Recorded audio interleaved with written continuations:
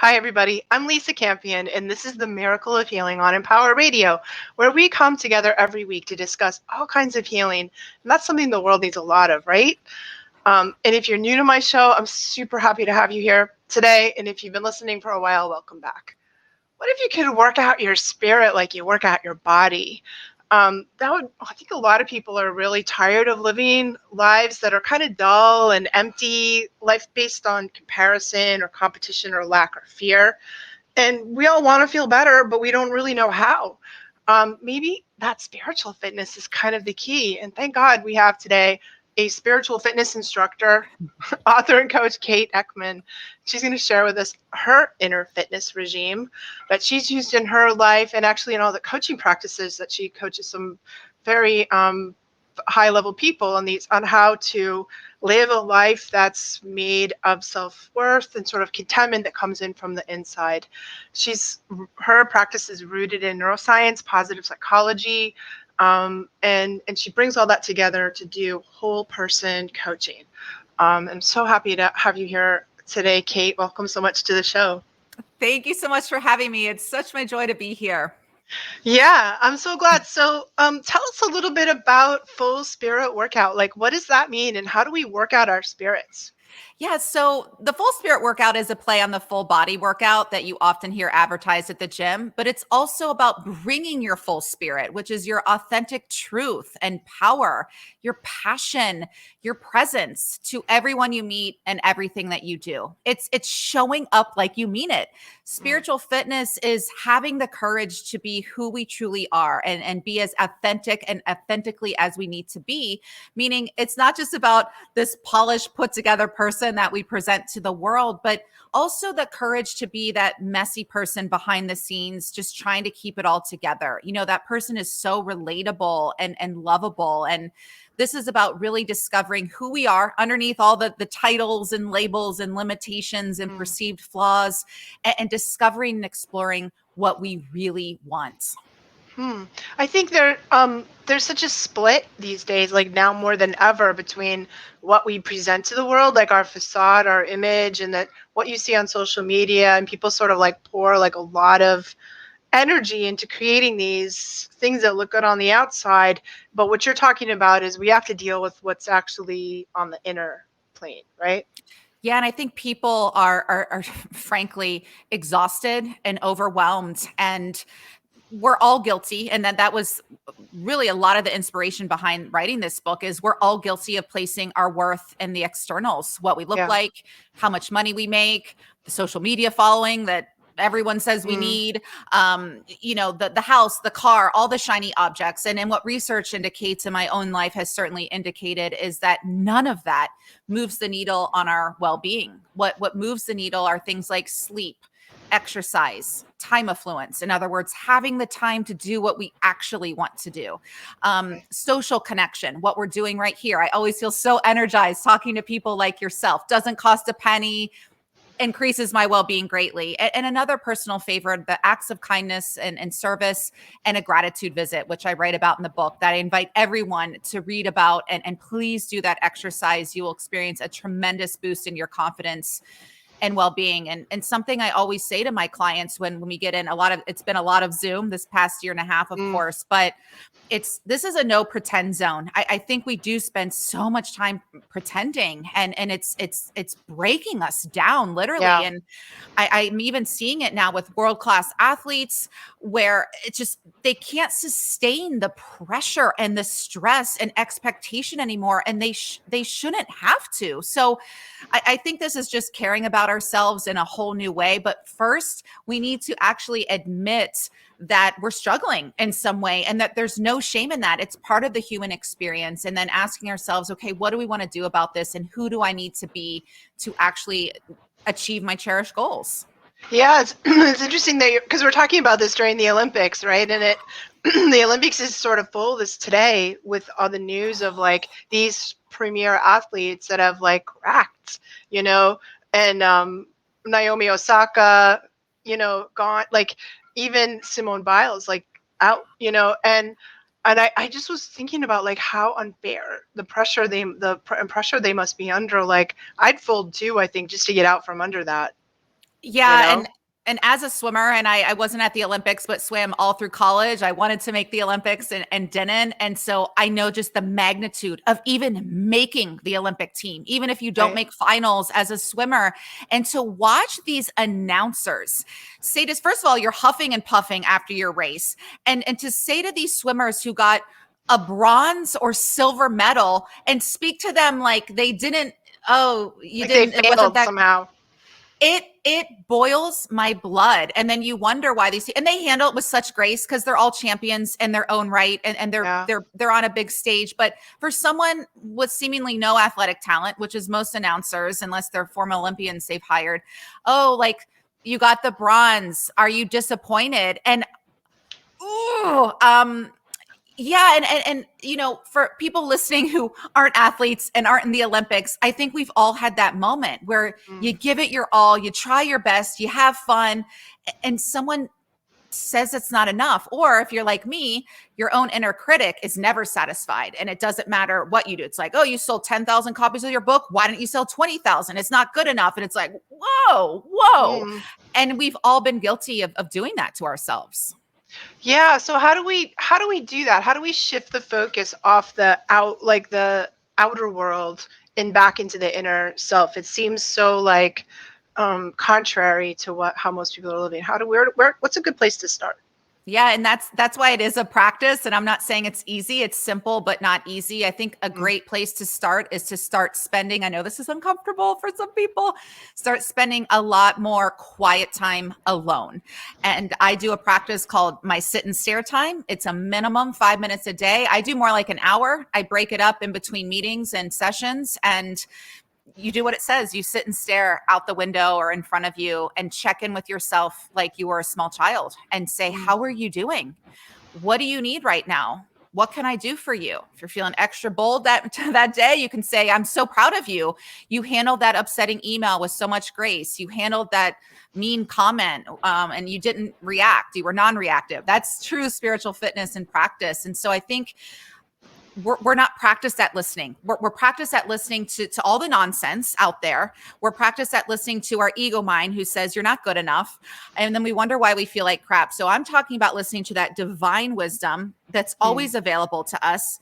We just have to download it into our mind and then bring it down into our heart so that it lives as wisdom in our bodies. And then you change your default setting. So instead of trying to force or control or strive to make anything happen, we naturally become the people who attract the abundance and the opportunities and the experience. And we have that newfound confidence. But it does start with simple practices of sitting quietly by ourselves and tuning into that wisdom while being able to block out all the other noise.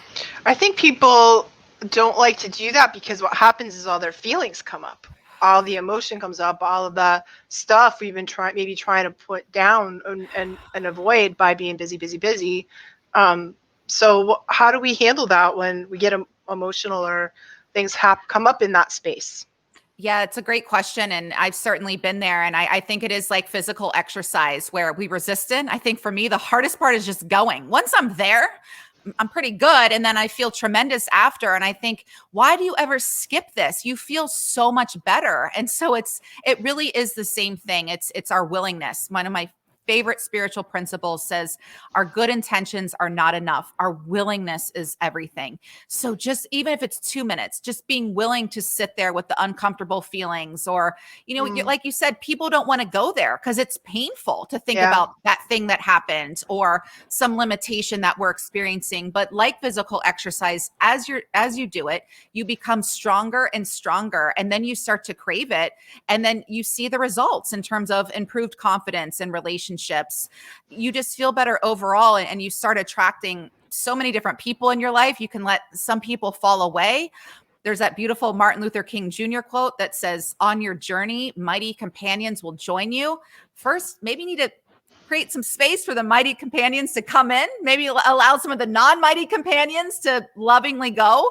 But again, it really does start with our willingness, or you feel like, Mm. dear God, I do not feel comfortable doing this right now, but I am willing to. I do not feel at peace right now. but I'm willing to choose peace, and just slowly inviting that in. And it does get easier over. We all know this. We've all started things. Think of your first day as a mom, or and then your first day on the job and you feel overwhelmed. Like, I work with an athlete who said, his first day on the college team, and I love when men admit this. He said he went to the coach and he cried, like, I can't dribble, I can't pass, I can't shoot, I don't think this is for me, and try to get out of his scholarship and leave the university. And the coach was like, I know, it broke my heart, and I appreciated him admitting it. But it's just like, you just keep going. And that's why it's important, again, for us to have a coach, therapist, friend, somebody who says, I'm not going to let you quit or give up. I know it's hard. I've been there. Let's work through this. Well, you talked about a thing that I think so many of us do, which is sabotage. Like when we really get in the flow of our own soul. Carolyn May says if you saw your true life purpose, you would run screaming in the other direction as fast as you can, because the truth of our real life purpose is so big. It's so much bigger than our egos or our personal self really can deal with a lot of times. And when we get into that, or we step into it, or we start that, we sometimes try to get out of it, and we do all the sabotaging, right? Girl, I'm laughing out loud because I think of this, nice on camera career I was having, and the nice money I was making, and essentially giving it all up because I could no longer deny that calling to do this work and to write this book and to devote, like, go back to school, and like at 40 years old, getting another master's degree. It's like, oh my, so much time, energy, money. We all hear the call, it's just not all of us answer, but I answered the call, and like that what she said, it's like, oh my gosh, this is hard. This is painful. This is so much work. And anyone who's written a book, that they're not money makers, and you work so hard for no money.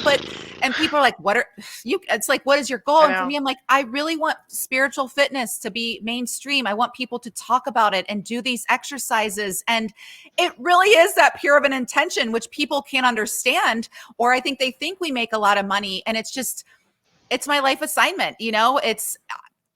Me too. Yeah. I just got my third book deal, right? So I'm working on my third book now. And I got the book deal. I was like, oh my God. And then I was like, oh my God, what have I done? Why did I say I would do this again?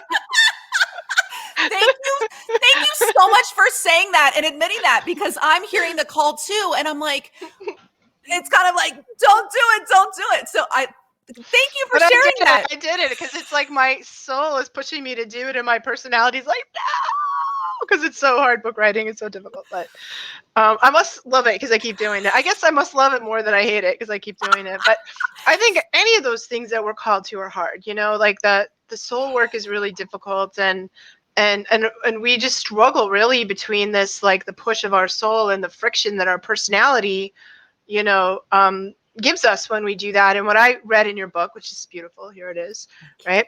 That were a lot of different ways to kind of deal with the personal self, to deal with that tricky ego, how do we stop sabotaging? How do we feel better about ourselves? How do we feel worthy of success? Because I think so much of it comes down to that.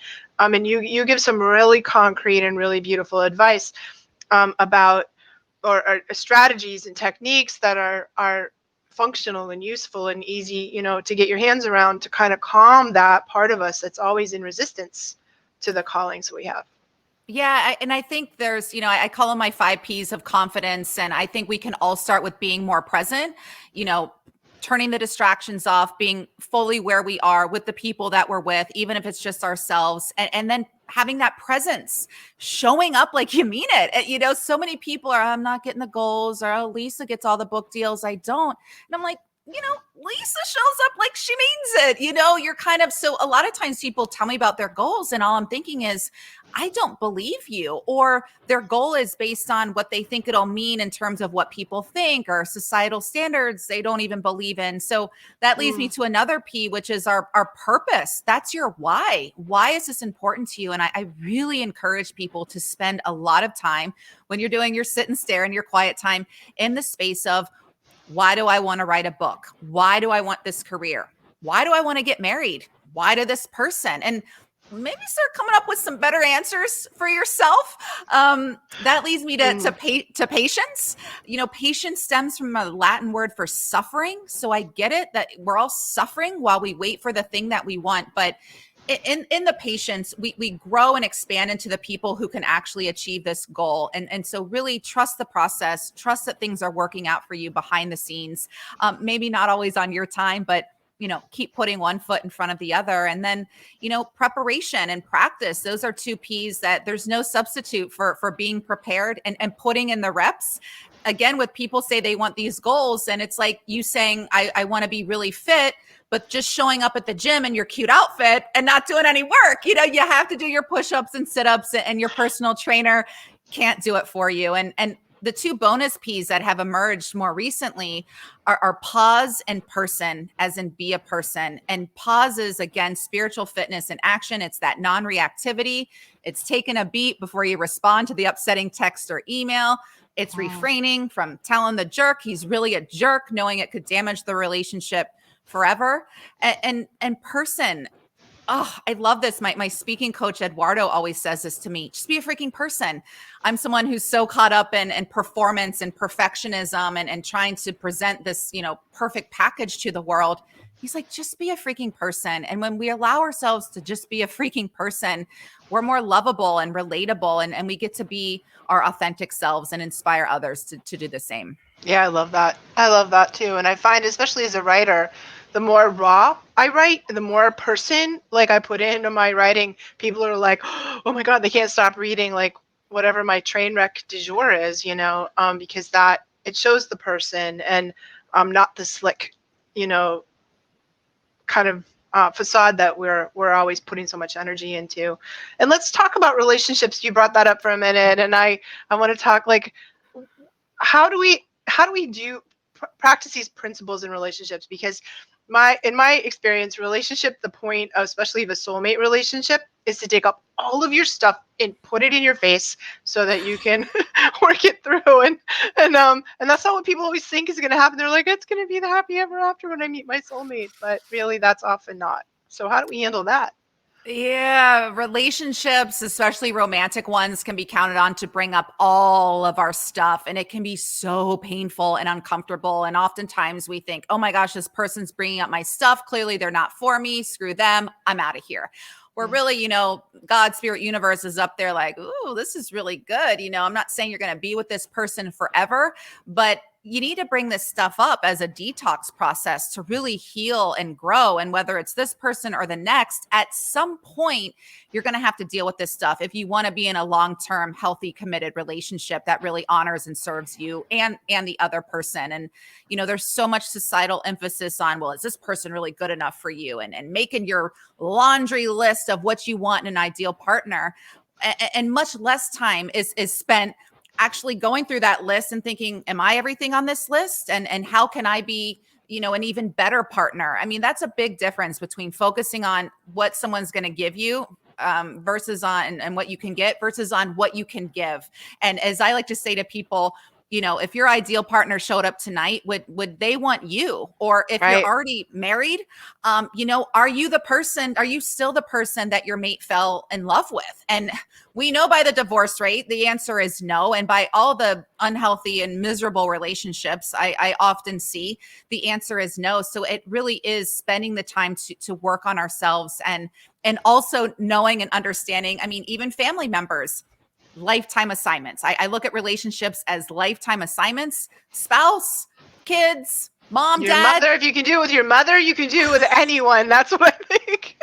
It's the mother's a litmus test. Thank you for saying that. And, I saw a quote somewhat recently that made me laugh and cry, especially with all the work that we do, all the spiritual work we do, all the things that we do. And it said, you think you're so enlightened? Go spend a week with your parents. And it just made me laugh out loud because it's so true. Our parents too going to trigger the crap out of us. And, when we're triggered, it's just our values are being disrupted and challenged. But I'm not saying I'm an enlightened master by any way, shape, or form. I still do the work like everybody else. And I'm just telling you, family members, yes, lifetime assignments. It doesn't always mean we like the people, but that is the work. And you master that. It's kind of that saying, you make it in New York City, you can make it anywhere. Right. You master that relationship with your parents. I don't even want to say master. You get to a, a good place with it. The world, you can make it anywhere. You can get along with anyone. Yeah, I love that. And I like you, like I've stopped freaking out when I get triggered and I instead I get curious. And you talk a lot in your book about curiosity as kind of like a tool to move us out of judgment, which we're always so judgmental. But if we can cultivate curiosity, when I get triggered, I'm like, well, I wonder why. I see it as an opportunity to kind of like heal something or release something or let something go and step a little more into my authentic self. So how does curiosity work? And maybe even some of the brain, because your neuroscience is righteous, and I love that you loop that into the conversation too. Oh, yeah. Thank you. I mean, the curious versus anxious brain is the research I did in grad school, or I didn't do it, but I read about it in grad school. And I talk about it in the book because if we're honest, we spend so much time in our anxious brain. I mean, even I was sharing with you before we got started, I'm moving tomorrow. Anxious brain activated. How am I going to deal Yep. this? Oh my gosh, what if this, blah, blah, blah. And so I'm like, okay, well, so first it's us knowing or noticing and acknowledging like, oh, you're really anxious about this. And then switching into the curious brain that says, yeah, so what an adventure. Oh, you're moving tomorrow. What an adventure. What fun place can you stop along the way to really energize and nourish yourself with some good food? I wonder who I could ask to help me move that really heavy mirror. I'm going to reach out to Laura. And getting in that, and I think another way to shift is to ask yourself a bunch of questions, starting with what if. So what if is really going to boost that mental metabolism, get your mind focused and energized where it needs to be. So instead of, oh, this is so hard, or what else do people always say? I don't have time. How about, what if I did have time? What if I made this a priority and finally got my health in check? What if I could call Lisa and collaborate with her on a new project? What if I could reach out to Kojo and start a podcast? What if? And then you're in a place of energy and enthusiasm and excitement rather than the, oh, ain't it awful? Oh, why me? I Right? totally love that. I love that so much. So the what if like opens our field, opens us to the field of possibility rather than like, I think like for me, it was super hard to come out of like feeling victimized by life and by victimized by my success. I just had to work through that one, victimized like through like busyness and all the things I'm doing. I'm like, and that what if curiosity thing really helped me not feel like I'm just at the mercy of my own life, and feeling more powerful and like this is something that I chose and something that I wanted. Wow, that's really powerful to even bring success into it, because my aunt recently said that to me when it was just I didn't have time to see anyone. You know what it's like with a book launch, and she said, "Well," so I love my aunt. She said, "Well, you wanted success. Here you are." And it's like I think we do that to ourselves too. If you're like me, it's either the nothing's ever enough, or you make Right. this lump sum of money. Well, why isn't it double, or why isn't it bigger? Mm. So again, catching yourself in that pattern, which is really just a product of our culture. So have some grace for yourself. Or it's like you said, you're so busy. It's like I haven't gotten to the gym as much. I haven't seen my friends as much, or I'm so tired. I think of all the days I've had off where I'm like, all I want to do is work and make money. And then all you're doing is working and making money. And you're like, I just want a day I off. just So want to nap. we've all been there. I And I think, know. celebrating the successes. But as I say, I had recently a client of mine who was going through kind of a dry spell with career and work. And I said, you know what? It's coming. So enjoy this time now. It's just like my mom, I was talking about her wedding. I wasn't there, obviously, but I just said, what would you have done differently? And she said, I wish I would have just enjoyed it more. And I've never forgot that lesson. She said that to me when I was a kid, because I think we get to the place we want to go, which is huge, and then we're not enjoying it. Or like the Olympics, they're at the Olympics and they're not fully enjoying it because of the stress or pressure or Right. unrealistic expectations. I love that, Kate. So, Kate, let's talk for a minute about how people can get your wonderful book, The Full Spirit Workout, and how can they reach you if they want to reach you. Sure. So you can go to the fullspiritworkout.com. I put a lot of links there, but you can really buy it anywhere where the book is sold in stores and online. And my website is kateeckman.tv. There it is. Would love to connect with you over there. Also, I want to share that the book meditations are all recorded there for you. So please take advantage. They're free. You can really go on that journey of self-discovery. We mixed and mastered them in high frequencies to get you there quicker and really help you to recalibrate your mind and really come up with some new opportunities for yourself mentally, emotionally, spiritually, and then physically. Let's manifest it in the world. And I'd love to stay connected. It really is a community of collaboration and support, and really a place where we want to energize not just ourselves, but the people around us as well. That's so awesome. Thank you so much, Kate, for being on the show today and bringing your joy, your enthusiasm, and your wisdom to our listeners and also to the world through your beautiful work. Thank you so much. This was so much fun. Thank you so much. And congratulations on all your success. I'm so Oh proud of gosh. you. Well, thanks too. Thank you. And if you guys, thank you for all of you for who are listening or watching us. Thank you so much for showing up and being with us today. If you want to come find me, you can find me at my website, lisacampion.com. I hope you stop by and visit. I have lots of free stuff for psychics, empaths, and healers. That's sort of my jam, and what I do. What I want to do the most is create an army of healers that are out there saving the world. So come by and see me. And thank you for being with us today on the